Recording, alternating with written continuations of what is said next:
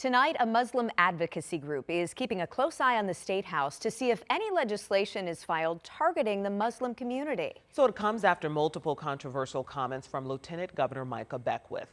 The latest saying we should ban mosques from playing the call to prayer over a loudspeaker. Jenna Webster went to a mosque in Fishers today where they say to their knowledge no mosques in Indiana are doing that. It's a moment woven into the day, a moment to connect with God. The daily call to prayer done together, done with purpose and devotion. For me, it's really therapeutic. It's an opportunity to kind of step away from the stresses of daily life. Words spoken in Arabic are about worshiping one true God. Words Lieutenant Governor Micah Beckwith calls words of death and destruction. If you're a mosque and you want to have a loudspeaker and you want to start, pumping these out 5 times a day locally, the state can say, you're not going to do that, right? We're not allowing that. That was Beckwith's thoughts on a conservative podcast a few weeks ago. They follow earlier controversial statements saying he hates the religion, calling it a demonic death cult. But step outside the Al Huda Foundation, and the mosque's neighbors won't hear this moment of prayer. When you hear the adhan, it's happening inside the building to let the folks here know that it's time to go pray. Beckwith's office declined our interview request, but did send us a statement saying in part, quote, Lieutenant Governor Beckwith will always stand up for American values and refuses to apologize for saying Sharia law has no place in this country and that America is now and always should be one nation under God. We did respond and ask if he knew any mosques in Indiana that were using a loudspeaker for the call to prayer, and he did not respond.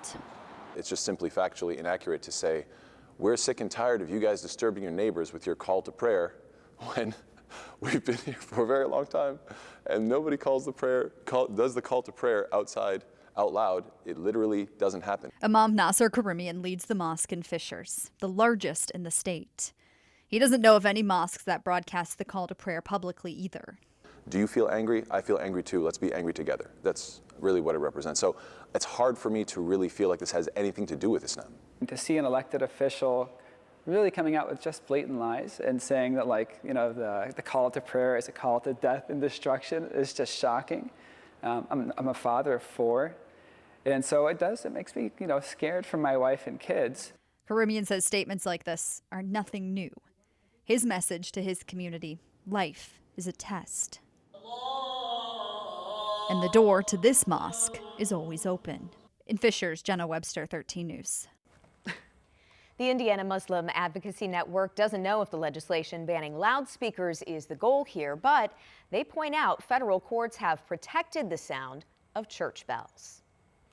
Now, during that podcast, Beckwith said he believes he and Governor Braun see eye to eye and that he and other state leaders recognize the threat of radical Islam. He says Braun just doesn't use the same language as him. Well, today, Braun said he won't make an opinion on Beckwith's statements, but said how you say it makes a difference.